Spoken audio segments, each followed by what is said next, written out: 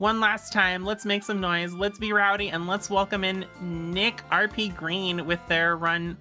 I'm sorry, with his run of Metal Gear Solid 3.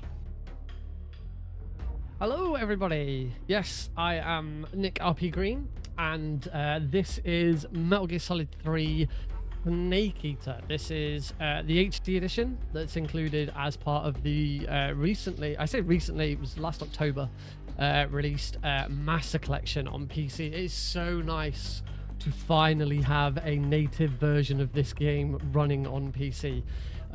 It is everything that the Metal Gear speedrunning community had been asking for a long time. Now, couple of things about the run before we get started. Firstly, a huge thank you to everyone who has donated so far to Prevent-A-Thon, especially to everyone who donated towards the incentive for this run. We are doing all Kerotan frogs. So basically what that means is throughout the run, almost every single room in the game has a little Kerotan frog figure, and I have to shoot every single one. There are 64 in total. What does that mean for the run? There's a little bit of routing to make sure that we go and find them all. Especially there's a couple of rooms you wouldn't normally see in an any percent run that we will be seeing in this run. Secondly, the difficulty that I am playing is European Extreme. What does that mean? Well, it says right in the bottom right-hand corner there, game ends when being seen by the enemy. Now, it said game ends. That doesn't mean that's it. The game is done. We close and finish. It just means anytime I get spotted by an enemy, that is game over, and we have to restart from the current room. I'll warn you now, that will happen. This run is difficult. I am yet to ever complete a full run without ever getting spotted. But obviously, we'll do our best to get through as much as we can. So with that, I think we're probably ready to get started. Alara, you ready to get started? I am, and I do want to encourage chat one last time before we get going. So it is the All Kerotans run. I do believe the sound they make is Waka Waka. Am I correct in that? That is correct. All right, so chat, every time we see a Kerotan getting shot, I want to see big in chat, Waka Waka, and I want to see those donations in going Waka Waka. All right, let's do this in 3, 2, 1, go. So, David Hayter. After the end of World War II, the world was split into two, East and West. This marked the beginning of the era called the Cold War. And we get started. So we are able to skip almost every cutscene, and we will be very speedily going through any codec calls.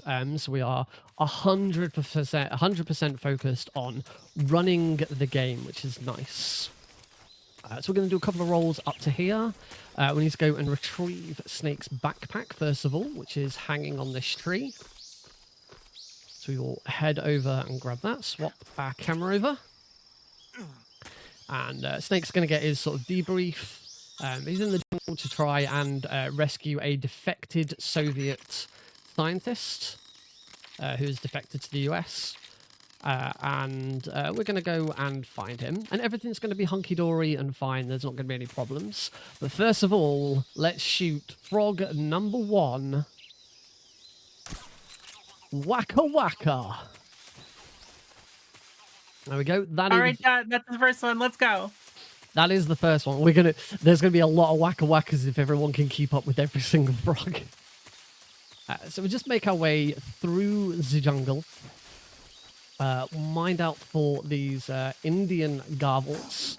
They are rather nasty alligators. Go over that one. Sorry, not alligators, crocodiles. I always forget whether they're alligators or crocodiles. Here's number 2. Waka Waka. And run through the jungle some more. So now we're going to encounter our first enemy. So Snake has to have another briefing about what an enemy is and how to deal with enemies. And remember, we're not allowed to get spotted by anyone. So we're going to use our first speedrunning trick. That is called the quick headshots. Anytime where you aim an enemy, stand up on your tiptoes, it puts Snake perfectly in position to quickly headshot the guards. With these 2 guards here, we're doing what we call trank rolls. If you tranquilize a guard on this difficulty, they won't get knocked out. There is frog number 3, if I can get my... There we go, saw it bounce, so that was it. Waka waka. Straight on to frog number 4, which is right here. Waka waka. You'll see that shooting the frogs does also distract the guards, which is kind of handy. We now need to take out these 2 guards. We'll just do that. Yeah, man. Got him. Mine out this very rickety bridge. We're going to distract that guard here. And guards are quite funny in how they react to things. That guard is now so focused on his radio that he completely misses Snake running behind him. We're going to exploit that a couple of times in the run to an even funnier degree later. So we're now at the place where Sokolov is being kept. We're going to quick headshot that guy. Going to roll up to here. There's going to be a guy wandering around up there. So we'll shoot him a couple of times. And he is going to eventually get knocked out. And then I've got a very quick roll to beat this guy. Got him. And we're in. And we're going to rescue Sokolov, who's in here. And everything's going to be fine. That's it. Mission complete. I mean, get ready on time, because, yeah, things have gone wrong. So we're going to shoot our last frog of this section. Waka waka. Unfortunately, as you can see by all of the unconscious bodies, Snake got into a bit of an altercation during those cutscenes, and Sokolov has been taken away. So we're going to go and catch him up. I'm sure everything will be fine. Snake's not going to get thrown off a bridge by his former mentor who has defected over to the Soviets, right? Right? Oh. I trust our mentor. Yeah, that's exactly what happened. So we need to play a little bit of Trauma Center. We're going to quickly heal Snake up. He's got a few cuts and bruises and some broken bones. So we'll get rid of those cuts and let's heal those broken bones and await extraction. So yes, unfortunately, everything failed in the... That was the Virtuous mission, which kind of acts as the prologue to the game. Everything went wrong. Sokolov was recaptured. Snake's former mentor, the boss, defected to the Soviet Union, and then our main antagonist, Volgin, decided to blow up a research facility, which is pretty bad. So we are now going to shoot our first frog of Operation Snake Eater. Yeah, that's where the name comes from. So a couple of days later, Snake is sent back in with a new mission. He again must find Sokolov. If the Soviets have any capability of launching a nuclear weapon, he must disarm it and destroy it. And he must also eliminate his former mentor, the boss. We've just had a cutscene where Snake has met up with the boss. The boss has easily dispatched him, destroyed his only handgun, and told him to go home, but we're not going to do that. But we are going to do a bit of backtracking. So we have already re-met up with where we were in Operation, in the Virtuous mission. But we need to backtrack all the way back to the start, because any Kerotan frogs that we shot during the Virtuous mission do not count in Operation Snake Eater. And they're also in different locations in each room. So we just need to go back to the previous room and essentially start over with the new frogs. Now, the only thing is, at this point in the game, as I just said, the boss has taken away Snake's only handgun. We have no guns to shoot these frogs. We're going to have to get a little bit creative. Now, you could carry on playing the game until we get a handgun and then make a really big backtrack, but that is very time-consuming. So what we're going to do is we're going to start throwing grenades at them. Now, warning, every time I have a stun grenade, there's going to be a big white flash. So, I will try my best to warn every time I'm going to throw one. We're going to pick up some more grenades, and I need to equip them. So we'll have that. We don't need the survival knife. I'm also going to get rid of the cigar whilst I'm here, and I'm going to do one more thing. I'm going to equip the brown face paints. The brown face paint will give us slightly better camouflage, but there's a much more specific reason for it, which I'll come into later. It's not going to come in for a while, But because we've opened the menu there, it's a prime opportunity to do it. And as I said, it does improve our camera rating very, very slightly. So we're going to start moving through the jungle again. We didn't get the frog in here on the way in because I wanted to wait until we got some grenades. So I'm actually going to equip my grenades now. So again, round the crocodiles. Our next frog is just there. You can see him there. So I'm going to throw that grenade to there. And there's the Waka Waka. So that frog has been collected. We want to swap again. And now we're going to swap to chaff grenades. So the next room that we're going into has a bunch of guards. Grenades and stun grenades will immediately put those guards on caution. So we're going to use chaff grenades instead. The main problem with chaff grenades is they don't make a big explosion. So I have to make sure that I hit the frog directly with the chaff grenade. So I'm going to concentrate on lining this up correctly. Should be there. Yes, first try. Let's go. So That looked very precise. How big a window is it for that throw? That is a very, very precise throw. I've got one more in the next room as well. I'm now going to arm my next chaff grenade just to be on the safe side.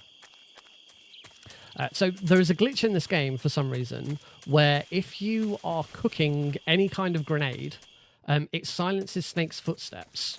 We, the player, can still hear them, but guards can't. I've now got a very precise roll here to get around these two guards. Beautiful. So neither of those two guards spotted me. And we've got our one more precise throw here. And then that's it. We're done with very precise throws. It should be there. Gotcha. Wonderful. That's it. We are done with the super precise grenade throws, which I'm very pleased about. That is always a rather nerve-wracking section. I have to say I'm very impressed with those throws, but also the sound those make are adorable. I knew coming into this that the sound was Waka Waka, but just the specific like little tone and wiggle of them is so adorable. They are battery powered, and if you do shoot one enough times and just let it keep croaking, eventually the battery will run out and it will start to quack waka waka waka waka. And then eventually just switch off. You hear it switch off with an audible click. Right, we go into our first boss fight of the game. And, oh, I forgot to grab the cardboard box. Make sure I get that before I leave here. So, game over if discovered is still on. If any of these enemy units spot me, I have to restart the fight. Oh, just like that. Unfortunately, I missed shooting that guard. That's okay. It happens.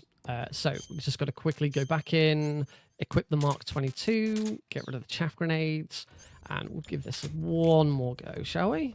So shoot that guy. Run to here. Shoot that guy. Run to here. Shoot that guy. Swap to my stun grenades. There's going to be a white flash. Back to my Mark 22. Oh dear. Take those guys out. That stun grenade should have taken them all out. What's wrong? That guy upstairs is not there now. It's a bit slow with that. We might have to go for round 3. But also, yes, we are going to have to go for round 3. Ooh. It's all right. It happens. No. All right, I've still got my chaff grenades out. Never mind. Put those away later. It's very important that first guard we don't headshot. These two guards, we can headshot them, but the timing... Wow, that one I did headshot. That was quite nice. Okay, white flash. That's better. There's only one. There's only one that I've got to drop. And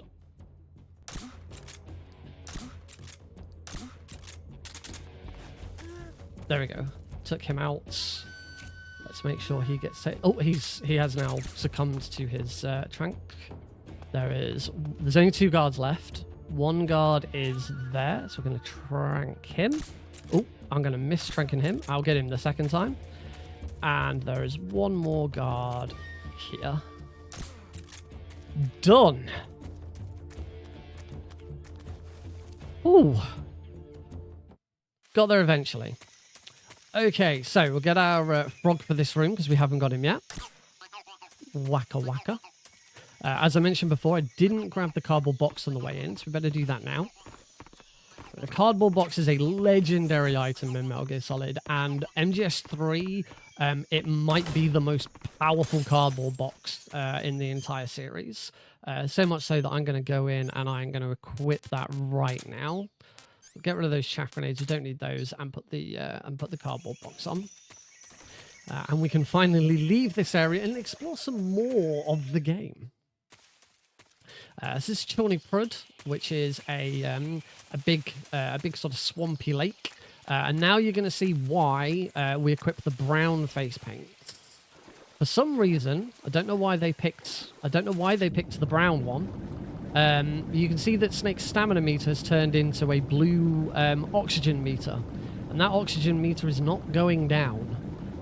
For some reason, again, why the brown face paint, I don't know. The brown face paint gives you unlimited breathing breath. You can breathe underwater forever. To equip it, this room isn't particularly useful. I did get attacked by a leech, so I'm going to... Oh, I got attacked by 2 leeches. So I do just need to use the cigar to get rid of those leeches, because they will very, very quickly drain my stamina. Watch out for that swing trap. I really don't want to get hit by that. And we'll move on. In that room, the brown face paint isn't really useful. It more comes into its own a little bit later on. I'm going to shoot here. That's going to distract a couple of dogs ahead of me. Watch out for that wire. Dodge some claymores that are on the floor. And make our way over to a tree on this left-hand side. We're going to do a bit more tree climbing. There we go. And drop down. Now, I would like to remind everyone before what happens in this next section happens. This is a tranquilizer gun. I am putting enemies to sleep. I am not killing them. I say this very specifically for this room, because some people might not like what's about to happen. Yes, I did just shoot that dog. And that's why I wanted to remind everyone beforehand that dog is now asleep. That dog is not dead. I did not kill that dog. The dog is asleep. Is there a specific reason you use the tranquilizer gun in this? The main reason, because we're on European Extreme, the ultimate goal of any European Extreme run is to achieve what's called a Foxhound rank. At the end of every Metal Gear game, you're always given a rank depending on your performance, and the best rank is usually called Big Boss rank. But on this, because we're playing as Big Boss, it's called the Foxhound rank. And the Foxhound, one of the requirements of the Foxhound rank is to get 0 kills. So as a result, for learning European Extreme, you tend to learn the Foxhound rank requirements. I should say that will go out of the window later on. It is much safer during one section to just eliminate enemies without by killing them. But that's not for a while yet. We've got our next boss fight. This is Ocelot. I need to... there's a bit of a loop on Ocelot, so I'm going to throw this stun grenade. I am going to shoot a frog in the middle of the fight. Got it. Turn around, shoot Ocelot in the head. Ooh, that wasn't very good. Is that okay? No, I'm going to have to reset the fight there. Unfortunately. You have to be doing headshots on Ocelot. Otherwise, he won't let you throw that stun grenade. So we're going to throw stun grenade. Again, I still need to take out the frog.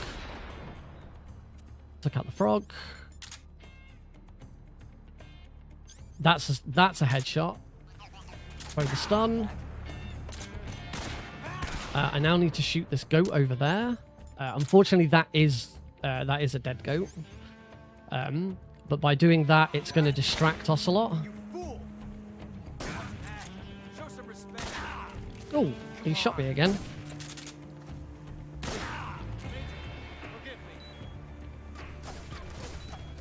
Where is he? I'm a little worried because I am.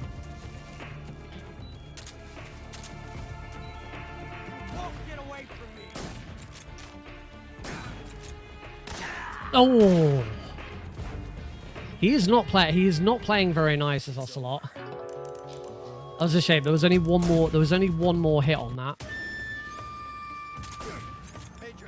Third time's the charm.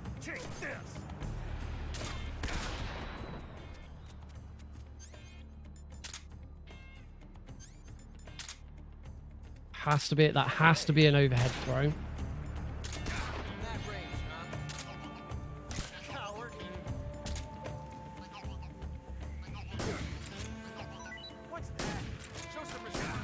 This is better. This is much better.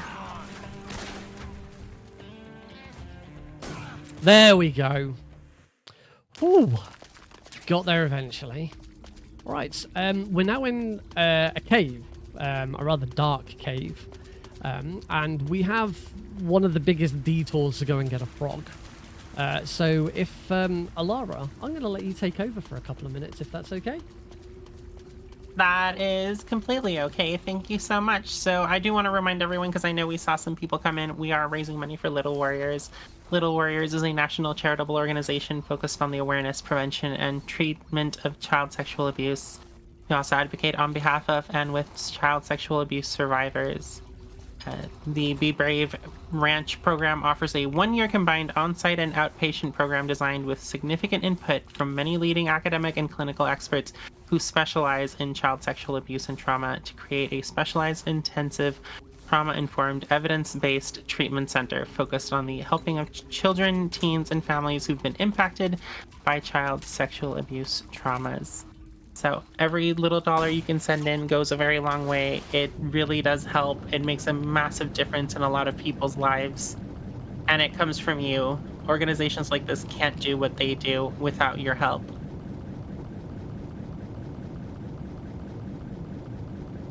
So we've got our frog. We're going to go for another swim. Again, the brown face paint putting some work in. I'm now equipping the cardboard box because there's a lot of hills in this area, and Snake's default running animation has him slow down when he goes up and down hills, but there is no such slowdown on the cardboard box. So the cardboard box massively speeds up traversal across very hilly areas, and that's the main reason it's so powerful in this game. It's also fireproof. So if Snake ever gets set on fire, immediately equip the box and it'll put the fire out. There is a very special trick that we're going to do later with it as well. It's so good in MGS3. It is a broken item. So we are very quickly heading towards our next boss. The game kind of does bosses in sort of packs. You'll get a couple of bosses really close together, and then there's a bit of a break between them. So we've kind of had three bosses in relatively quick succession here. We do have a little bit of prep to do before it. Only a very brief bit of prep. That's what I meant to say. Prep. So grab some smoke grenades we have not used before, so I've got to equip those now. There is a frog in this area.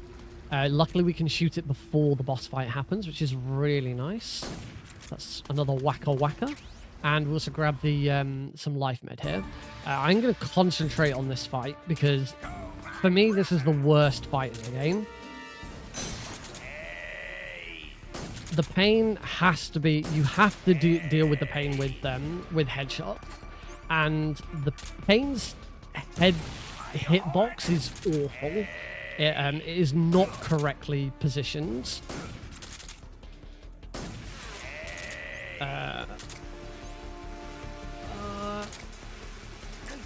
I'm hoping I don't get killed by these. Oh, come on. He's one shot off going to the next phase. There we go. Okay, next phase. Unfortunately, I only have one normal grenade, which shouldn't cause too much of a problem. But he has now taken his mask off. And he is not playing ball. Come on. And Kane, take some headshots.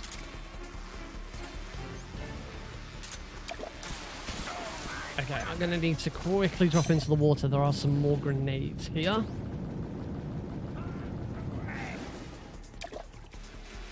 Quick snake, get out of the water.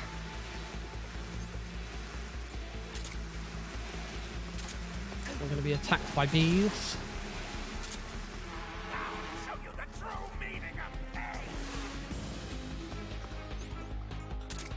Right, throw some more grenades at him. Hopefully we can get this fight back on track. There we go. There we go. And the pain has been beaten. Not the most optimal fight there, but I'm more than happy taking a pain fight in one attempt. Yeah, the pain's head hitbox is just atrociously bad. You sometimes like have to aim at his chin, and if you shoot towards the top of his head, you will just completely miss him. It is in a word, a pain. You beat me to the pun. I was gonna say that fight looked painful. It is a very interesting character. The bosses that we're going up against all form a unit called the Cobra unit, and they all have very unique powers. Now, Metal Gear is no stranger to weird and wonderful bosses, but the Cobra unit are something completely different, completely special, and quite wacky. We're going to hopefully, if I can aim this correctly, see our one and only out of bounds. No, we can't. Never mind. There is an out of bounds glitch there. It doesn't do anything for the run. It doesn't help the speed run or anything like that. It's just a bit funky, but I mistimed the jump. Now, this is where the brown face paint really comes in handy. Usually, you would have to this trench that we're sort of swimming through. You would have to you'd have to stop, come up for air. But using the brown face paint, we can go straight to the other side. And we're going to now take our first deviation into a room you wouldn't normally see during a speedrun. And it's this next room that is actually the main reason for the brown face paint. Just wait for that light to go past. I'm going to take a left cut. And actually, I should say, equipping the brown face paint and using it in this way, I've only rooted in the last 2 days. I was doing the run on stream, and someone said, "Why don't you use the brown face paint?" And I was like, "That's a great idea," and has made this room so much easier as a result. So the frog is here. I can shoot it from all the way over here. There we go. I've got a caution, but that's fine. Don't need to worry about that caution. And now we can leave again. Yeah, before someone suggested, why don't you just use the brown face paint, I would try and get into the corner, come up for air, and get back down before anyone spotted me. It was quite awkward, but that has massively sped up that room. It's a lovely room now. And now we just take a left and actually head off towards the next area. We're going to start dealing damage to the next. To a future boss, not the next boss, but a future boss. There is a boss in this game called the End, and the End is, you can see his health bar on screen right now. If I shoot these barrels, then the End is gonna. Why am I swaying? Have I been attacked by a leech? No. I have very low stamina at the moment, and as you can see, it's causing Snake to sway a little bit when he's shooting. So I shot a couple of barrels there, and I talked earlier about the Foxhound rank and not killing any enemies. shooting barrels and having... I actually shot some barrels and killed some enemies with it earlier. That doesn't count as a kill. Because technically it's an environmental kill. The explosion of the barrel killed the guards, not Snake. So that doesn't count. We don't count those. Warehouse 1. We're going to ignore the frog in here. We'll come back and deal with the frog later. Again, not a kill. That guy died of some random explosion that I wasn't involved in. We're going to take out that guy. Bump that guy. Oh, I'm going to have to restart that room because I decided to roll back down the stairs. So just quickly run through this room again. So,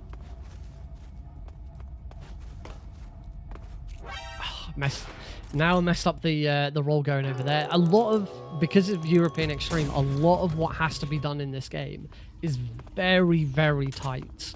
The timing on certain things has to be very, very good. So let's not mess this roll up this time. Shoot the barrel. What's the Mark 22? Mark 22. Stairs. Shoot that guy. Bump, roll that guy. Don't roll off the railing. There we go. That's much better. That's how that room should look. So now we're going to make our way through the forest. This is another boss room. We are going to fight our next boss in this room, but we have to come back this way. So we'll fight this boss on the way back.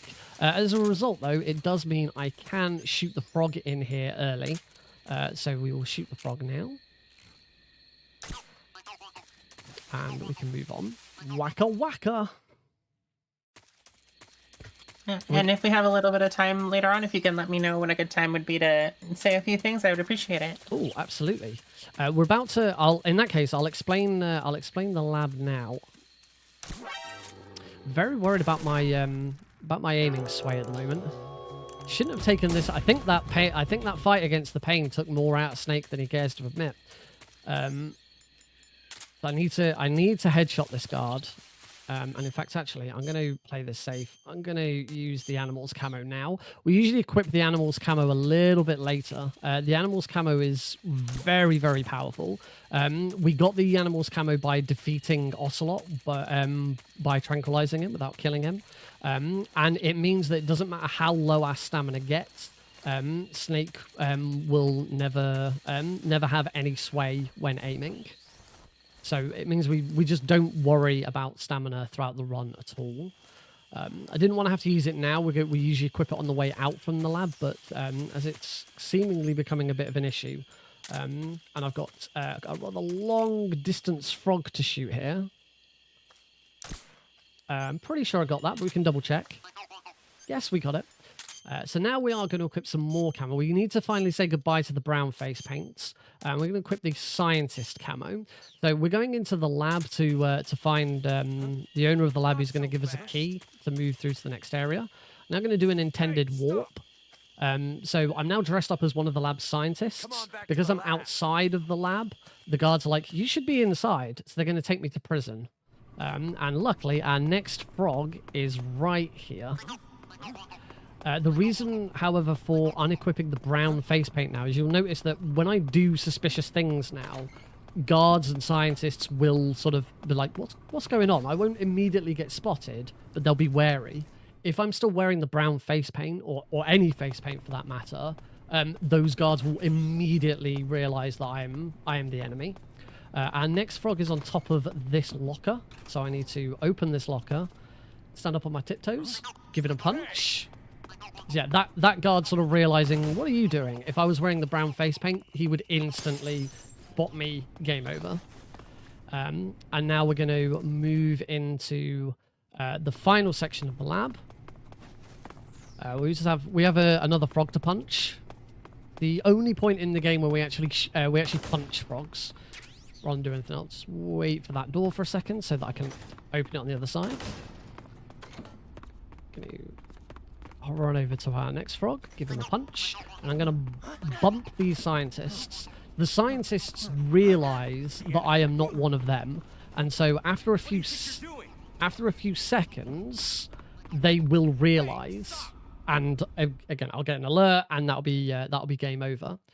So we meet up with Granin. Granin gives us the key, and again, I'm just going to bump that scientist. And basically, bumping them just resets that investigative phase to give me enough time to get out of the way so that they lose sight of me and don't worry about it. So now we're just going to backtrack through back through the lab. So now would be a perfect time to jump in. Thank you so much. So I do want to have a little bit of a quick conversation with you viewers. I want you to look at that donation total that's hanging out in that little corner of the screen. And I want you to realize we have been raising money for Little Warriors for a while. The first Prevent-A-Thon happened in June 2023, and Prevent-A-Thon has raised a total of $1,250 Canadian for Little Warriors with previous events. You have obliterated that record this event. I am so absolutely proud of you. You are doing fantastic, and we can keep that pace going. What does that mean? We need to get some more donations in, and we actually have a few bid wars open, as I mentioned. Nick, are you a Sonic fan by chance? Oh, maybe. I've been known to dabble. So we have 2 bid wars open. One is in Sonic Blast, and you can pick between Sonic or Knuckles for the character in that run. And the other one is Sonic Adventure DX, where we can pick between Tails and Amy. So if you want to have a hand in picking that new character, this is your time. All right, we are now into our next boss fight, which is the Fear. And the Fear, we do an absolute cheese strat for. We can use the fake death pill. The fake death pill makes it look like Snake has died. We actually get the whole game over screen. This is going to cause the Fear to come and investigate the body. As soon as he starts moving, he uses the revival pill to wake back up. I'm going to throw a stun grenade, so there's going to be another white light, folks. And then we can use the traps to have the traps take him out. For some reason, and nobody knows the reason why, if you stun the Fear with a stun grenade, any lethal damage that he then takes is converted into non-lethal damage. So I didn't kill him. He died non-lethally. No one knows why that happens. It's just something weird with the game. But it's very, very handy. So we're now going to move into Warehouse 2. Warehouse 2 introduces the box headshot, which I'll explain afterwards. I'm going to have to reset the room, unfortunately. That was a really bad roll over that fence. This is highly regarded amongst runners as one of the hardest rooms in the game. And we make it harder because we haven't shot the frog in this room yet. So there's the box headshot. What's wrong? CQC slammed that guy. Oh, the guy on top spotted me. That's a shame. That was I got past the hardest sections of that room, and then got spotted by the top. So what the box headshot is, we've got another chance to show off the box headshot and explain it. Guards will stoop slightly when they notice Snake in a... Oh, the guard on the top right spotted me that time. Guards will stoop just slightly to investigate a cardboard box. And by them doing that, it provides Snake... It provides Snake a perfect opportunity to unequip the box and shoot, and their head will be exactly in the right position. This one's already gonna go wrong. Exactly in the right position. I'm gonna play this safe and... What's wrong? Huh?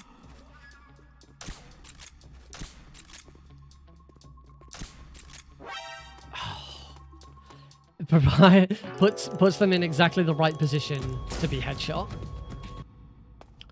I'm gonna just concentrate for a second.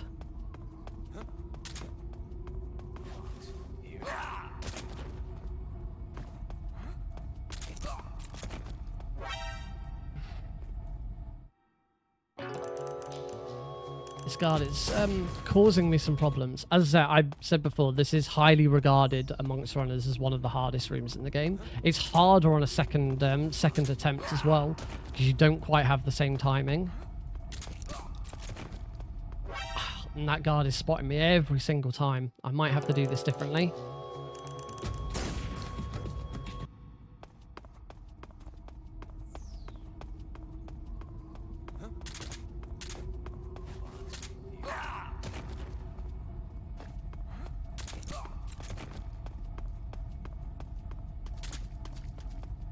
What's wrong?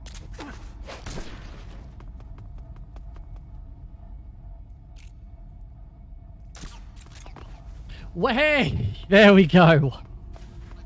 Oh. I hate that room. That is amazing. I am impressed. As someone who runs a one-hit KO run, that seems like a comparable pain in the butt. It is, as I say, it is one of the hardest rooms in the game anyway, and then adding in the frog on top of that is just the icing on the cake. Luckily, we have a nice easy room to follow. One of these, there's no guards in this room, there's nothing happening in this room. It's a nice, easy frog to then have to deal with. We appreciate these kind of frogs. So we're coming up to our next deviation. Another room that you wouldn't normally see in an any percent run. We have a nice cheeky frog just here. We get a nice decent look at the frog this time. There he is. I'd stay and look at him a bit longer, but we do have to be quite quick through some of these rooms. We're going to slam this guard here. And then we're going to use that. Remember earlier I talked about cooking any grenade will silence Snake's footsteps. That's our actual first real use of it. Getting around that guard without him hearing. There's a couple of guards up here. I'm going to CQC slam this one. Slam. And we're then going to CQC slam this one. Slam. And head over to the right. This is our room that we don't usually visit in a run. Svat Gorny East. We've got quite a long distance frog to shoot. And this is a really good room to show one of the mechanics of frogs. You'll notice I've got a caution at the moment. And I've got a timer going. You'll never get a caution from shooting a frog. It's only noises around shooting frogs that will give you one. So as long as I shoot that frog, I now know that I shot that frog. The guards around the frog reacted to the frog being shot, but my caution has continued to count down. If I'd missed that frog and shot the wall or something, my caution would have been reset to 99 seconds. Because shooting a frog will never cause a caution. It's only the sounds and things around it. So if you shoot a frog with an unsilenced weapon, or you make an explosion that hits a frog, that will cause a caution. But the actual act of the frog going waka waka will distract guards, but never cause a caution. So you've mentioned twice now things relating to this. So I'm wondering, is this game on cycles? Like when you enter a room, are enemies on a set position and path? Yes, there's no randomness to guards, patterns or anything in this. There is some RNG with some of the bosses, but they're relatively easy to deal with. There's one in particular that isn't, but we'll talk about him later. This is the end. The end has a very, very special way of fighting him. I'm wasting time over here because the end has a mechanic where he will, after a certain amount of time of not interacting with him or him being off in a different area, there's 3 areas to this boss fight. It's massive. It's quite a famous boss fight for being so big and so vast. After not interacting with him for about 20 seconds, he will teleport. You can see he's there. There's going to be a white flash, folks. And he will teleport and try and shoot you from the closest sniper position that he can see you from. So by wasting some time using a smoke grenade, we can force him to teleport exactly where we want him to. I'm now keeping him in a loop here. I'm going to throw a smoke grenade at his head so that he still doesn't run away. And Snake's going to cough a couple of times. Gonna hit him with that cigar spray again. And I don't want to finish the fight yet. So we're going to spray him again and let him run away. So if this was an any % run, I would have punched him and finished the fight. But this isn't an any % run. This is a Kerotans run. And we've got Kerotans to shoot. So we're going to manipulate him again. So we've got to leave this room. Snake's going to have another bit of a coughing fit. We'll shoot our next frog, which is there. And we're going to move into the western area of Sacramento. The advantage of doing it this way is that we now get to shoot the frog in here now.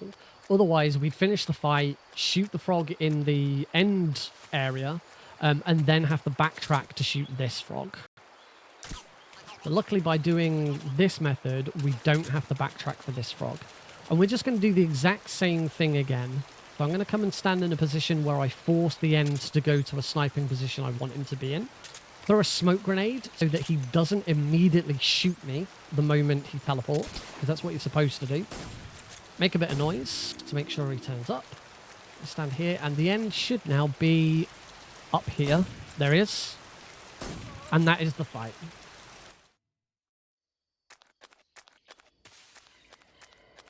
And our Fantastic job. Our very last hurdle is to shoot the frog in the north area. Again, we're going to double check. There we go.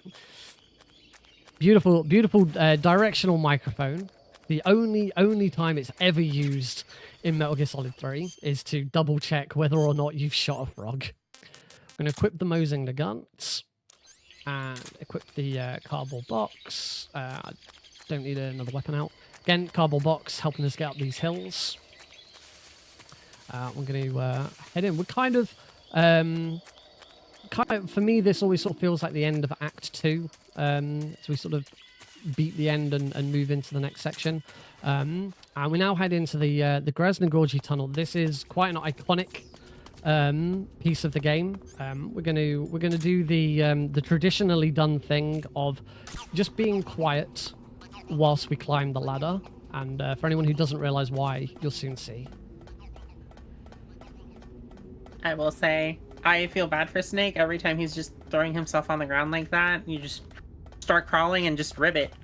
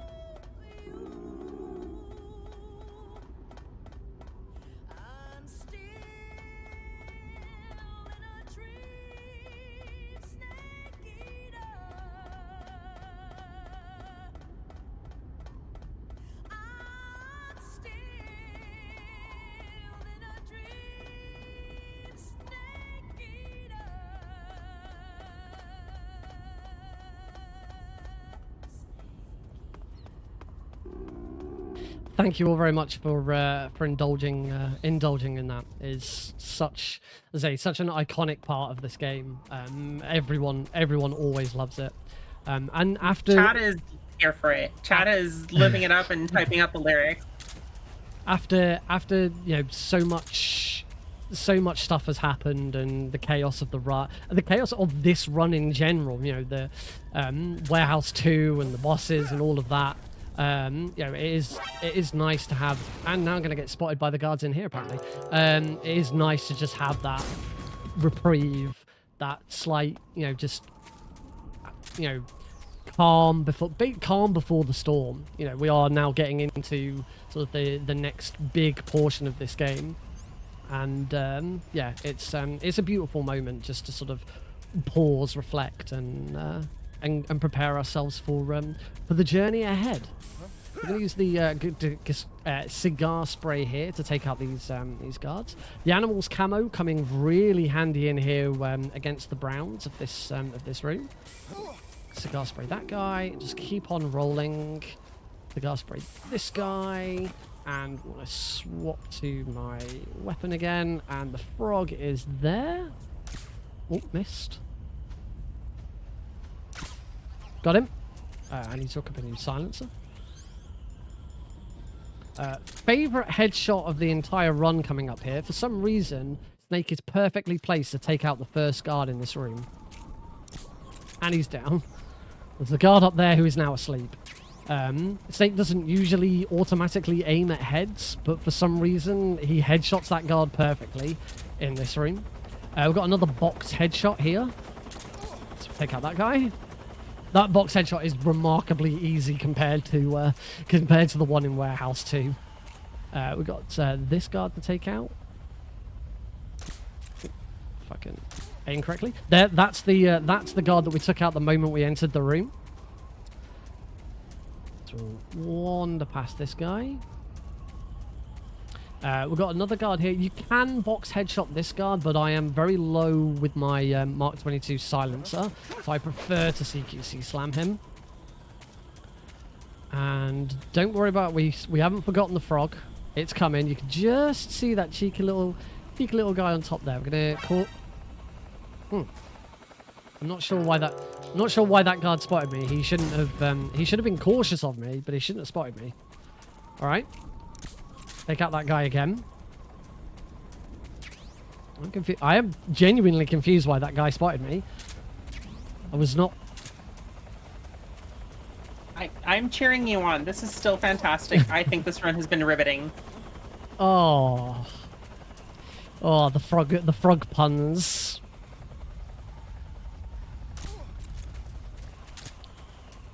Oh. Take it from someone with a name like mine. It's not easy being green. So we'll just quickly redo this section. Bump him. CQC slam. Move over. Maybe I was a bit too slow approaching. Get over to stop. There we go. Get out of the box. Swap to the gun. As soon as he drops down, we shoot those barrels. Again, that's not a kill. They're not dead. We haven't killed them. I want to... well, they are dead, but I didn't kill them. Throw a stun grenade at that guy. That should end that caution.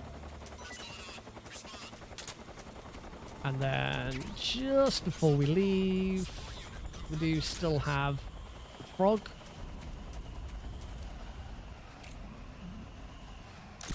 There we go. And we move into Mountains 3. We're going to ignore the frog in here for the moment. We are going to backtrack through this room. And this is a very tight room to make sure that we get everything done at the right time. I've got to do a couple of rolls here, another roll there. Climb up here with the cardboard box. Roll over here. Want to get the box out here to cause a guard to start moving, and then a rather precise roll there and through. That final little section is notorious for getting spotted by one of the two guards that's there. So that was a really nice route, considering some of the rooms have not gone very well. That one I was really pleased to get right first try. That's nice. Behind the ruins there is a frog. He's just sat on there, so we'll take him out. I want that weapon next. And we can start moving back through here. I'm going to grab some food because there's some noodles here. Noodles are great. And then another cheeky little frog there. So shoot that guy. And as I said before, we ignored the frog in this room. We just met up with Eva. Eva's given us another key.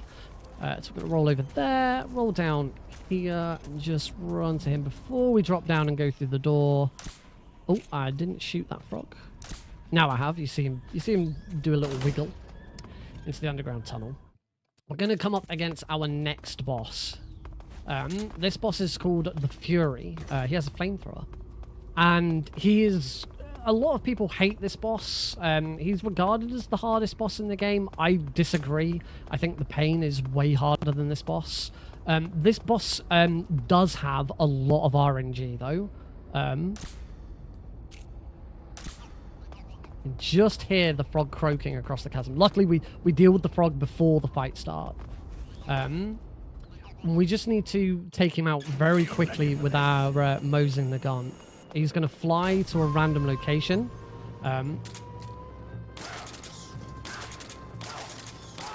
We quickly do that. Get out of the way. He's flown away. So this is where the RNG comes into it. I have no idea where he's going to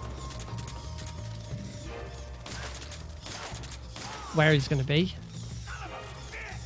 Oh, excellent. He's decided to. Oh, what? There we go. And that's the fight. That was actually some really nice RNG. That fight can really go out of hand and get haywire. But he was very, very nice to me with going to one set spot and just staying there. That was a bit of good luck, which has been desperately needed during this run, so I'm really pleased for it. We'll grab some smoke grenades, and we're now in this is kind of like the final big base. This is Groznygrad. Got a frog just there. I'm pretty sure I shot him. Yep, we can hear him. But that frog has notoriously lost me runs before. I've actually rerouted this section recently to make it a bit safer. I used to shoot him from here, and you just could not tell whether you'd shot him or not. Yeah, I've just recently rerouted that to make it a little bit safer. Got our next frog here.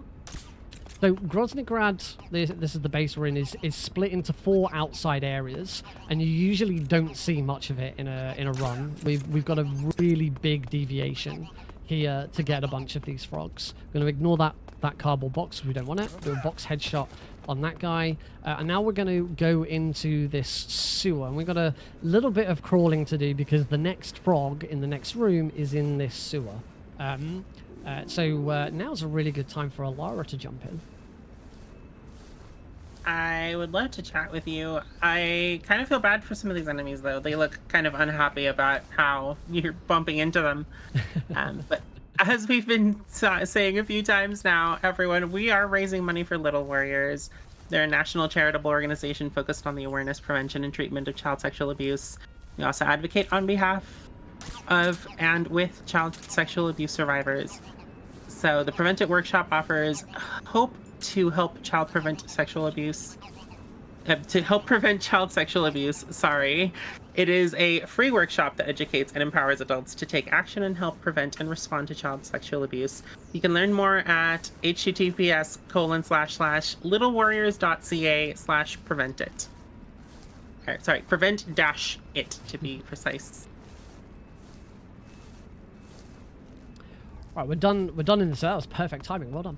We're done in the sewers. We're going to throw a smoke grenade over that door. There's a couple of guards in here that the smoke grenade prevents them from spotting us.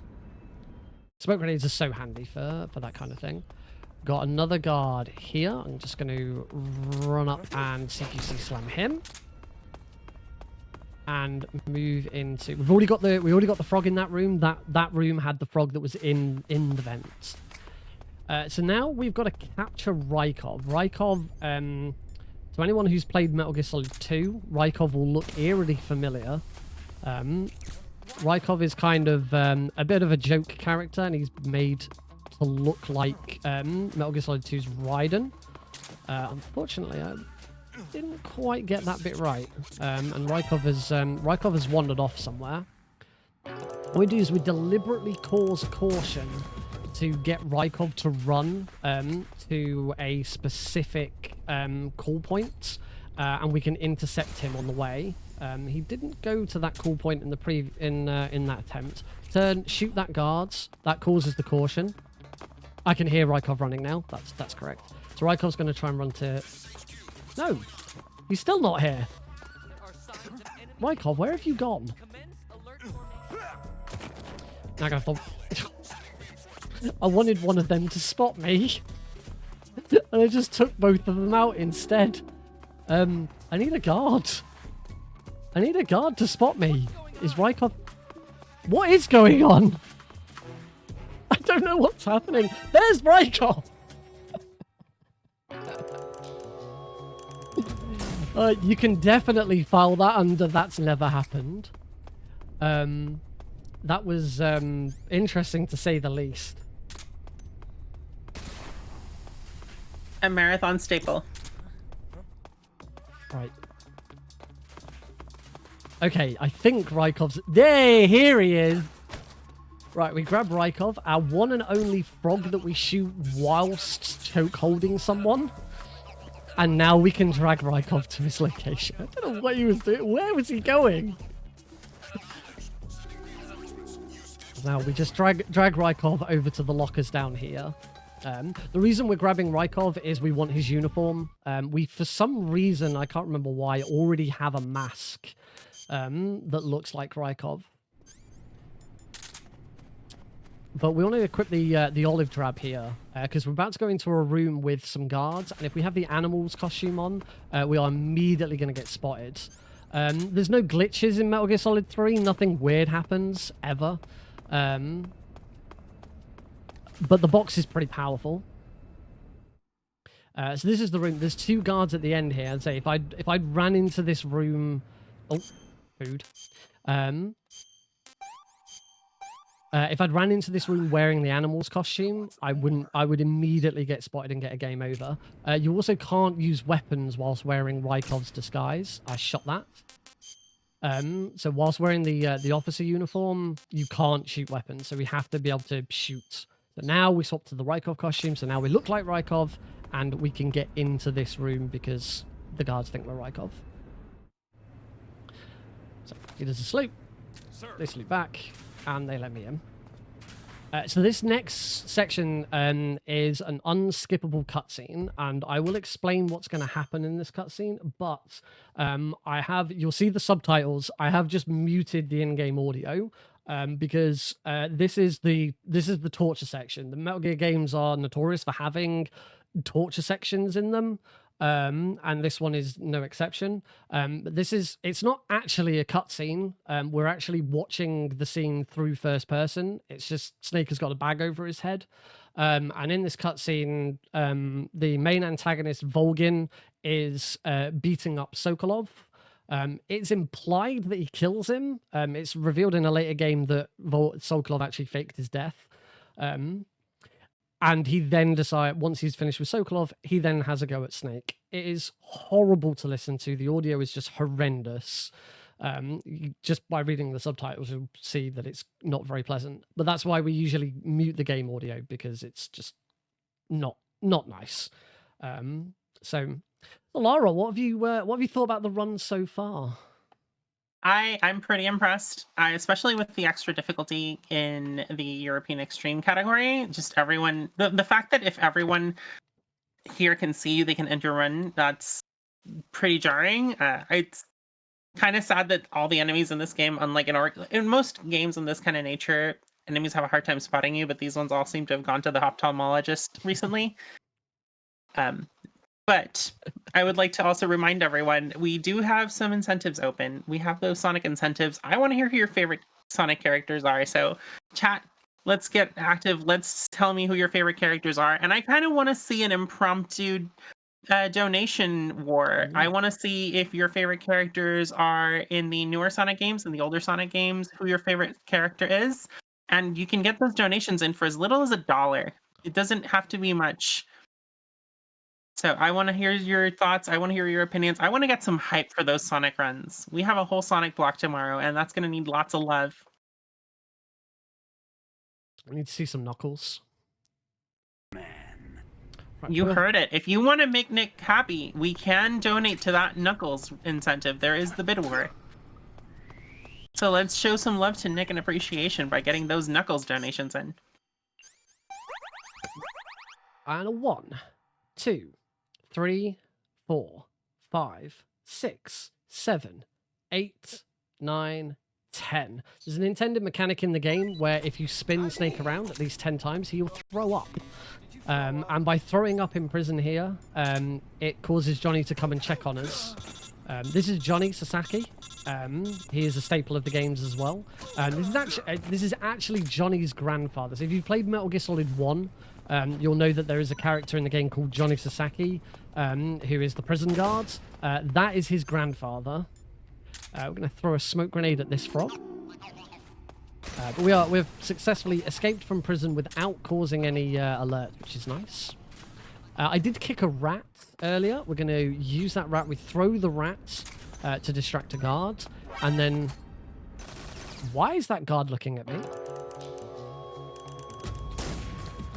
That guard should not be looking at me. There we go. See? See, now he's looking in the right direction. So once again, we use the cooking a grenade to silence Snake's footsteps to get past these guards. We're just trying to escape at the moment. We've lost all of our equipment. We've been beaten up very badly. We just want to try and escape, meet up with Eva, get all of our equipment back, and sort of regroup. Snake has now also lost an eye. I'm about to go into first person to throw a grenade, and if you look on the left-hand side of the screen when I do... sorry, right-hand side of the screen. I got my side of the screen wrong. His right eye. That's right, I got spotted, so we get to see it again. So if you look on the right-hand side of the screen, when I go into first person, you'll notice that there's kind of a black edge around the corners, and that is supposed to simulate Snake losing his eye. There is a much better visual representation of it in the 3DS remake of this game. Yes, that's right. This game was remade and re-released for the Nintendo 3DS. It is not a great port. Sorry, it's not a port. It is a remake. It's Metal Gear Solid 3 built in the Peace Walker engine for the 3DS. It doesn't run very well. It runs at like 15 FPS, so it's not very pleasant to try and run. I have played it. There are no Kerotan frogs in it. Every Kerotan frog is instead replaced with a Yoshi model, and they're all in different locations. But obviously the 3DS has 3D capabilities. You know, you use the little toggle to make the game 3D.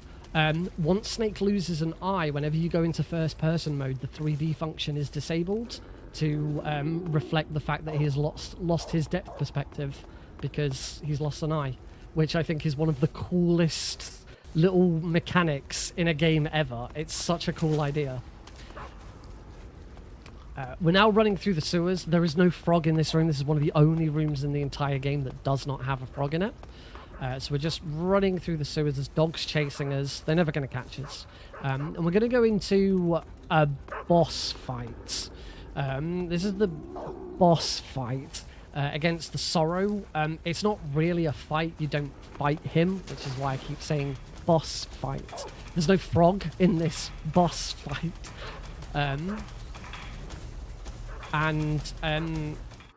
Playing casually, you are sort of encouraged to walk down this. You will be attacked by the spirits of any guards or enemies that you've killed throughout the run, and at the very end, he takes you out. But it's kind of a dream. It's kind of in your head. So all we do is we drown Snake instantly, and then use the revival pill, because that's what, when you get to the very end, he takes you out, and you just use the revival pill to wake up. So that ends that section nice and quickly. And that was the end of that boss fight, and I promise I'll never do that again. We can use the SAA here to take out this frog. Oh, I then decided to crawl. And now we can run through this area. When I was in prison, I used the fork to pull out a fake death pill and also a tracker. There was a tracker implanted into Snake. If you forget to remove that tracker, this area is swarming with Ocelot units members. In the very easy difficulty, you don't take out the tracker because it's too slow, and getting around the Ocelot unit is really easy. Not so much in European Extreme. It is way quicker to take out the tracker and not have to deal with those guards. So we move on to Act 3. We've met up with Eva. Eva has given all of our stuff back. We now have a nice eye patch instead of just a gaping hole in Snake's face. And we are heading back into Groznygrad once more to eliminate the boss, to destroy the Shagohod. There is no Metal Gear in this Metal Gear game. It is instead, this is called kind of a prototype, what would become Metal Gear eventually. It's called, as I say, it's called the Shagohod. The first Metal Gear doesn't actually appear until the next game in the series. That's something that some people might not realize. This is called Metal Gear Solid 3. It's actually the 5th game in the series. I've got a little bit of menuing to do here. It's the 5th game in the series, but it's also the first game released chronologically. In every game in the series in chronological order, this is game number 1. I always forget. And my camouflage. We use the Ors camo for the rest of the game now. We're going to take a lot of damage during some bike chases, and the Ors camo reduces all damage taken by a third. It's also pretty good for navigating around these quite white backgrounds. It's going to cause this guard to move over. I'm going to shoot that guard in the head, and I'm just going to run in front of all these guards in the box. It's fine. They don't care. It's a box. So right back at the very start of the run, when I ran around a guard who was on his radio, I mentioned that we were going to do something with that again later. Guards kind of have a priority list of things to be aware of in the game, and anything that is lower on a priority list, they don't care about. At that very moment in time when I was running across, I'd taken out a guard. The guards hadn't seen that guard get taken out. But there was a guard asleep on the floor. And for every single guard in the area at that moment in time, that guard asleep on the floor was more important than Snake running around in a box. So they completely ignore Snake in the box and instead deal with the fact that there is a guard unconscious. In an any percent run, you would have seen that trick used much earlier in Groznygrad, but because we're on Kerotans, we went a different way through Groznygrad and didn't get to use it. But yeah, it's kind of a weird thing with how priority of sort of effect works for guards. We're planting some C3 here on all of these control panels. The Shagohod. That's the Shagohod just to my left. Oh, I didn't headshot that. I didn't headshot that guy. All right, well, I do want to take a little bit of a moment now, if that's okay. Good timing. We have a little bit of love coming in for your comment about Knuckles. Yay! So we have $2 Canadian coming in from Anonymous. Thank you so much, Anonymous. They said, you heard Nick, let's get Knuckles in the lead. It's the year of Knuckles after all. So someone's listening to you, and we appreciate that donation. It's fantastic. Now, here's the one thing I will say. Chat, I'm going to pick a fight with you all now because I know the opinions of the Sonic fandom, but I genuinely really like the 3D Sonic games. So don't come at me unless it's in a donation, but I will defend those 3D Sonic games. It is the year 2024, and we are getting Sonic 3 and Knuckles. Well, we've already had Knuckles in cinematic form. So this is our main antagonist of the game, Volgin. We're going to take out this frog. I am going to dodge his attack. He is a very electric man. So we're going to grab him, chuck him to the ground, whip out my sniper rifle, shoot, and get behind him. Shooting some more. That's phase 1 of his fight over. And now we're going to go into phase 2 of his fight. This is one boss where we do actually take him out lethally. And the reason we're allowed to do this in the game and still maintain a Foxhound rank, this still counts as 0 kills because he's not dead yet. That boss fight doesn't count as him dying. Because he's not dead, we're going to take him out again later. We are now in the bike chase section. And for safety purposes in marathons and in Kerotan runs, This is unfortunately the point where my no kills policy goes out of the window. If you were trying to do this with 0 kills, you would be using stun grenades, the Mosing the gun, your Mark 22 tranquilizer gun to take out all of these guys non-lethally. Unfortunately, certain rooms in this are extremely difficult, and it is very easy for Snake to die as a result, because you're constantly getting shot at during these sections. So for safety, until I get to a point where I'm actually going to get a Foxhound rank, I don't worry about it. Because one of the other requirements for the Foxhound rank is 0 continues. And if you've seen how many times I've continued so far this run, you'll know that we're nowhere near that point. So yeah, we do now take out all of the guards. It just makes it quicker, it makes it easier, and it's much, much safer. I would not want to have to repeat some of these very, very long rooms in a marathon setting just to try and prove some point. It also makes shooting the frogs nice and easy. Even though we've already been through Grothnograd before, there is another frog to take care of. And every single bike chase room has its own frog, which also produces its own danger. Throughout every room in the game so far, up until a certain point, we could have always gone back to a room and taken out the frog, gone back and fixed the problem. Until once the Virtuous mission was ended, we couldn't go back to there and stuff like that.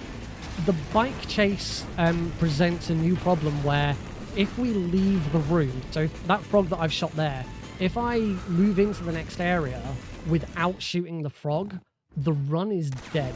You cannot return to any room from this point onwards.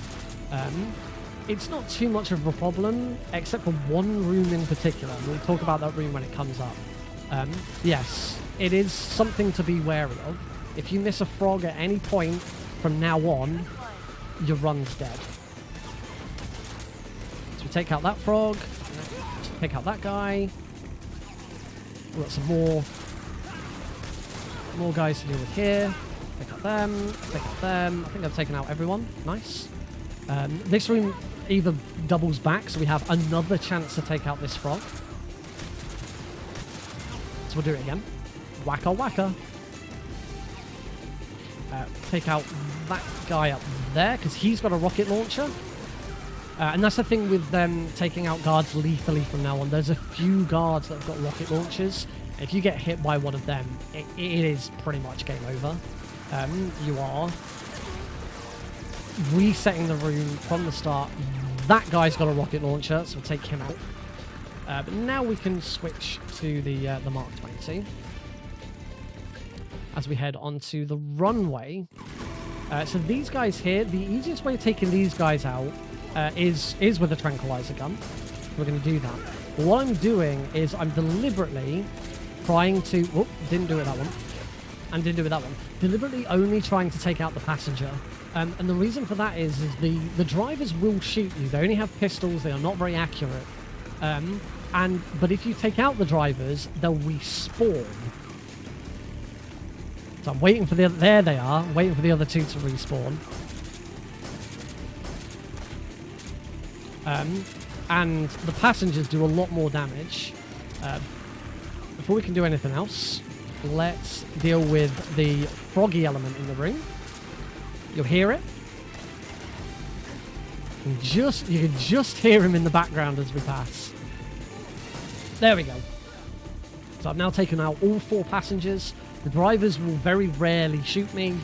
And because I'm at full stamina, Snake heals health over time. So any damage I take at this point isn't a problem. So that's why we try and just take out the passengers and leave the drivers in that room. There's the wig. That is our escape plan. Unfortunately, that gets destroyed. And we go into the second bit of the runway. These guys don't respawn now, so I can take them out. We've got probably the hardest frog in the game, because he is at such a distance. But there we go. Got him. If you miss the frog, particularly in these last 2 rooms, the thing to do is to immediately grab this rocket launcher that I'm shooting now and shoot the floor next to Snake. We can't use the fake death kill during the bike chase. So instead the thing to do is to, come on, is to shoot the floor, take a death, and reset the room. Luckily in most rooms there is plenty of time to do this. This isn't the Shagahod fight, by the way. The Shagahod fight is in a couple of rooms' time. He stopped. But we can do free damage to the Shagahod here. So you can see his health is slowly being chipped away. And the more damage I can do to him now, the less health it will have when we do the fight later. That wasn't too bad. We're now going to try and stop him by drowning him on the in the river. This is going to fail as well, but it's a noble effort. Shoot the frog. And then Eva's planted 4 lots of C4. Sorry, 4 lots of C3. Oh, there's that one. And for the final one, we can be a bit cheeky. Snake's aim in third person is perfect. It never wavers, so we can shoot it just like that. But unfortunately, it wasn't successful. It did break the Shagahod into 2 though. So now we go into the Shagahod fight. There is a loop that we're going to try and do. I'm also going to try and shoot the Kerotan frog. The loop is very difficult to maintain in European Extreme. I can hear the frog croaking, so I successfully hit it, which is really good. So we wait for its iframes to end, wait a couple of seconds, shoot, and then shoot again. And oh, it did work, but Eva's decided to go for a drive. Eva, you have no control over the bike. Eva will just do whatever she wants. And we're doing okay at maintaining this loop.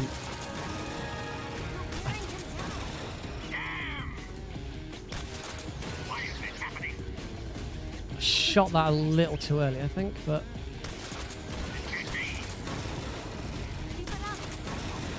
this isn't too bad actually.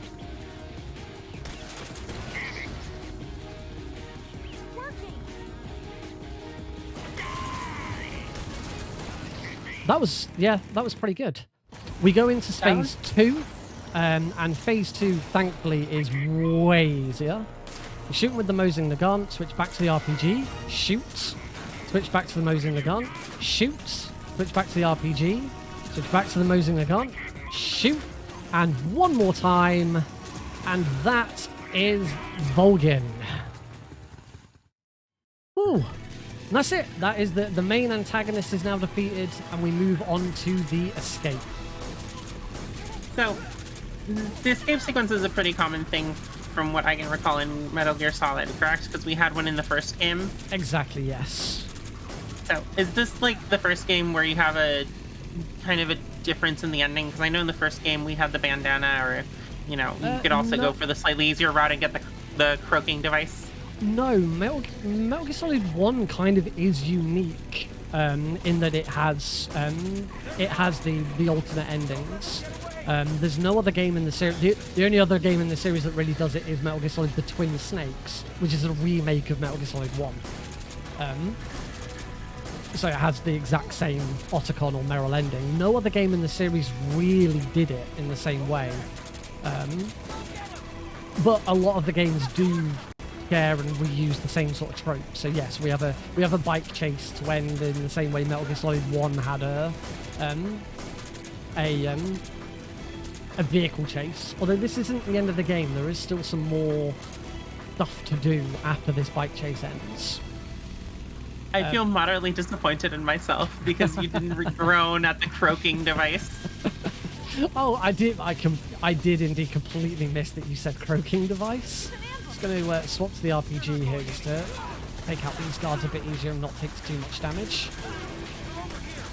Now, this next frog, my community has lovingly called it Hell Frog. It's not too difficult to shoot. It's only that I said before, you need to, if you miss a frog, you have to kill yourself very quickly. I can hear it croaking. Ah, I got taken out by that RPG guy. And the end of the room is here. you have a very, very short window to deal with that room. Just because I got shot by that RPG, I'm going to equip the life med just to be on the safe side. The life med kind of acts like a... Hang on. The life med kind of acts like a ration does in the traditional games. It's the only item in the game that can restore Snake's health. That's frog taken care of. And there is one more bike chase frog, and then we are out of the woods when it comes to missing frogs. So yeah, that previous frog, I said my community calls it Hell Frog, because if you miss that frog and then don't manage to take a death before you move into the next room, that's your run dead. And you know, we are an hour and 20 minutes into this run, and I have genuinely had world record runs fail because I missed that frog, and there is nothing you can do about it. It is heartbreaking. It's not as bad on European Extreme because Snake has so little health. It doesn't take a lot to, you know, a couple of RPGs was very easily taken out. But on very easy, which is the other category for doing this run, Snake's health bar is the same length as his stamina bar. So for that room, on very easy, we actually slowly take out Snake's health throughout the entire room to make sure that we've got as little health as possible, so that we can very quickly take a death should we miss that frog. It's not a problem I have much anymore. It's very rare that I miss that frog. But when I was first learning and first routing, it was a massive issue. We move into Lazarevo North. This is the final bike chase room, and therefore the final bike chase frog. Luckily, this frog is also right at the start of the room. Let's just turn around, and here he is. I can hear it croaking. We got it. There are now only 3 frogs left in the game. We've shot 61 frogs. So for I'm just curious as to who's leaving these frogs. Someone is going through the effort of putting batteries in these frogs and strategically placing them. What's weirder is because the frogs move between the Virtuous mission and Snake Eater, it means in the 2 days Snake was out of action, someone went in and moved a couple of the frogs.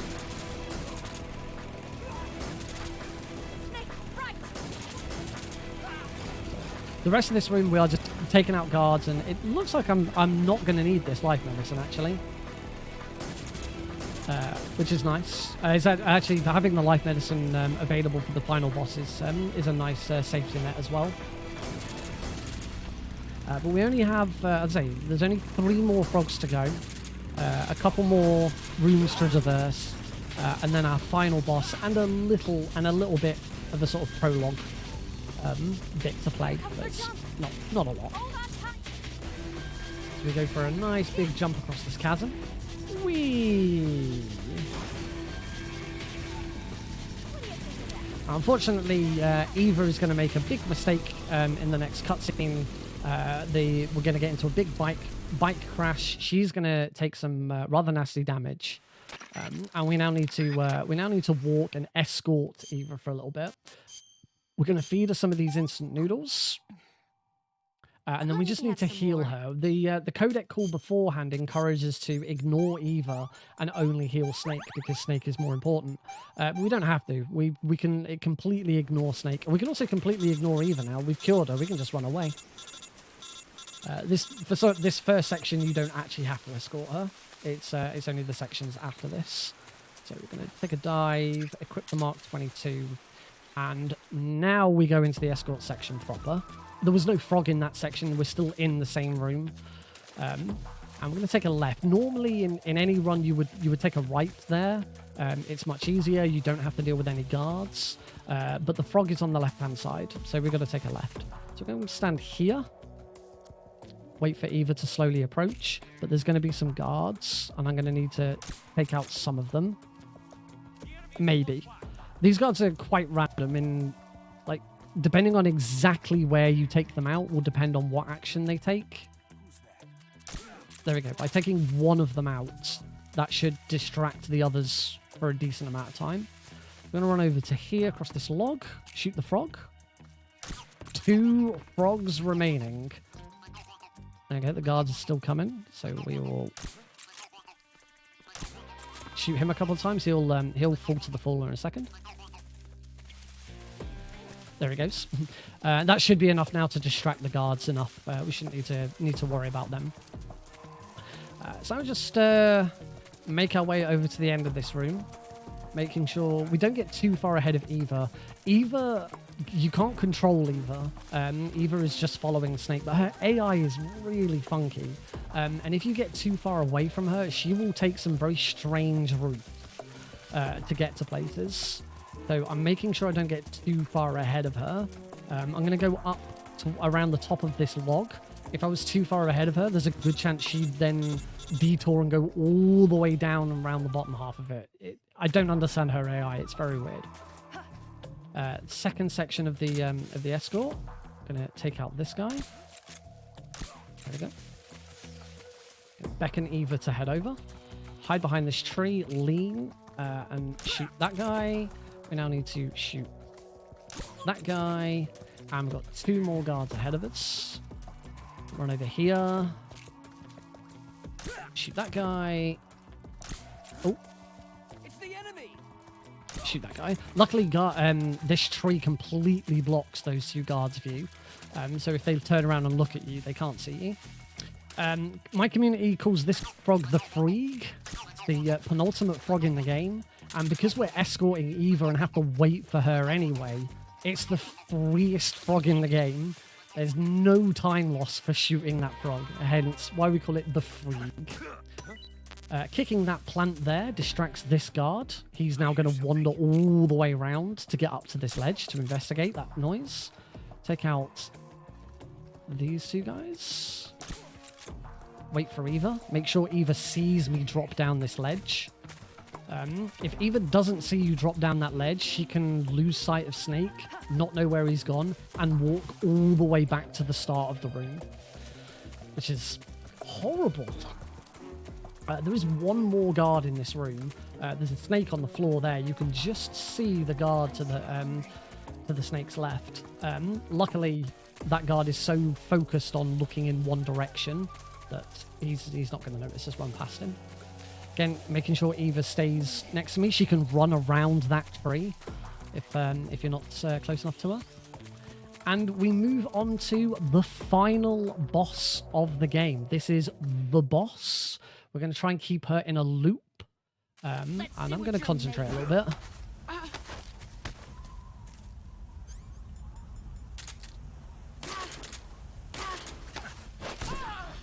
There is going to be a white flash from the stun grenades.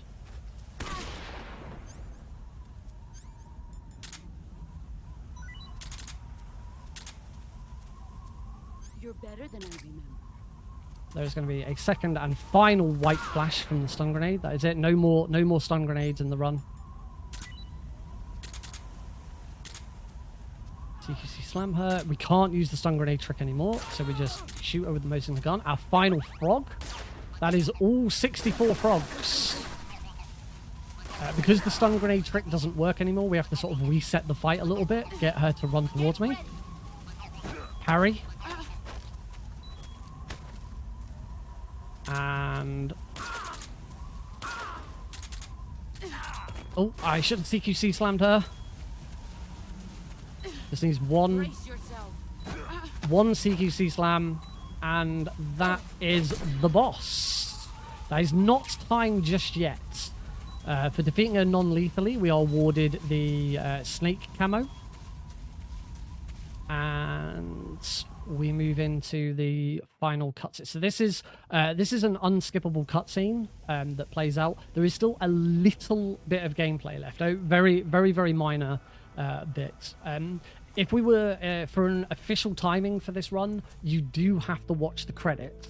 The credits from this point on end in about 12 minutes time. So do not worry, we're not watching the credits. Because I'd also have to mute the audio because the songs that play during the credits are notorious for getting copyright striked by Konami. Thanks, Konami! So don't worry, we won't be watching the credits. We will call time early. We have a marathon time that we call. Why are you giving me And this? at the end of the credits, that is where you're displayed with the score screen. The score screen gives you like how much time it took, so your IGT, how many kills you got, how many times you got spotted, how many food items you ate, and stuff like that. And it's also where you get given your rank. And for shooting all 64 frogs, you are awarded the Kerotan rank. And that is the only way of determining, did I correctly shoot all 64 frogs? Did I miss any? Did anything go wrong? As we won't be watching the credits, you won't get to see that rank screen, but I will post it on Twitter and tag Prevent-A-Thon in that tweet. The boss is now dead. We have to pull the trigger, so mash the shoot button, and time is now coming up. We have this little duel with Ocelot. As soon as I shoot my gun, it's time. 2, 3, 4, and time. That is Metal Gear Solid 3 Snake Eater, all Kerotan frogs on European Extreme. We'll just skip these cutscenes to at least trigger the credits, because I do want to get a decent IGT shown. Mute the audio. Yeah, that's the run. I hope you enjoyed it. I hope I shot them all. As I say, I won't know for another 10 minutes whether or not I shot them all. But as I say, I will post on Twitter and tag Prevent-A-Thon to say that to show that rank screen. But yeah, that's the run. I hope you've enjoyed it. If you have enjoyed it and you want to see more of this, I stream every Tuesday and Thursday, twitch.tv/NickRPGreen. I am going to be doing some more of this. I'm doing a similar run for Power Up with Pride in a couple of weeks. I also have this run on the backup list for Summer Games Done Quick. Now, backup runs don't generally get into the main event, so I'm not hopeful that it gets in, but it is there. It is a possibility. But yeah, you can find me on in Twitter, Blue Sky, anywhere by just searching NickRPGreen, all one word. It's the same everywhere. Yeah, thank you very much for watching. I hope you've enjoyed it, and keep the donations coming in for Prevent-A-Thon. Nick, before you go, I do want to ask you one quick little question. Are you familiar with how Little Warriors got its name? I am not familiar with how Little Warriors got its name. The name was actually inspired by a painting. The spirit of a warrior lives within every victim of child sexual abuse. Like a warrior, these children also need the help, compassion, and support and love of many people, like a tribe, to overcome the many obstacles they will face. Warriors like Snake. So thank you so much for this. Thank you for giving us the amazing example of someone who can fight for their future. So I appreciate you being here. You were fantastic. This run was very impressive, and it was a joy to watch. And I feel a little sad for the Kerotans, but seeing them croak was worth it. Well, thank you very much for having me. I hope everyone's enjoyed it. Enjoy the rest of the marathon, and I'll see you at another event soon, I'm sure. All right. Let's send Nick off one more time. Chat, let's get